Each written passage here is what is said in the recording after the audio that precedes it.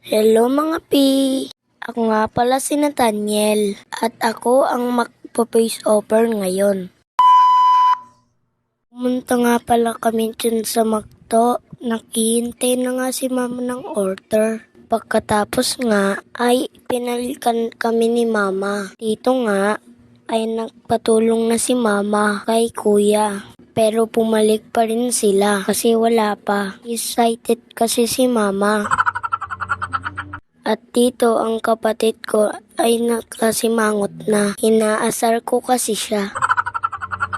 Ayan na nga ang order. Nakipag-unahan na nga si Yona. Excited kasi rin yan. At dito nga, sinimulan na nga namin kumain. Late celebration po kasi yan ng birthday ko. At ayan ang kuya ko. Mataray daw siya.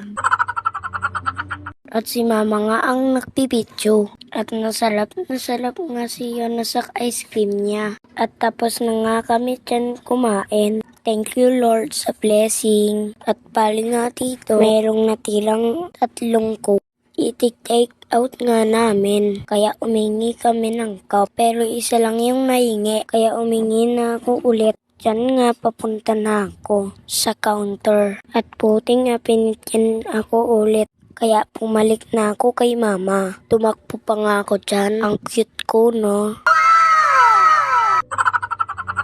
At ayan nga, nasali na ning mama. At di pa nga tapos si Yona. Sarap na sarap kasi siya. At lalapas na po kami ng McDo. Ay mga pi, naglalakat na nga kami dyan papunta ng Eper. Sa loob po mismo ng Eper. Para maglaro sa Tom's World.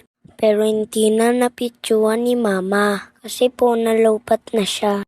Ang kukulit na nga namin dyan. Tignan nyo, yun na hindi pa po upos ang coke niya. Ayaw pa kasi ibigay sa akin, kaya ko rin naman upusin yan. Tulungan ko rin naman siya.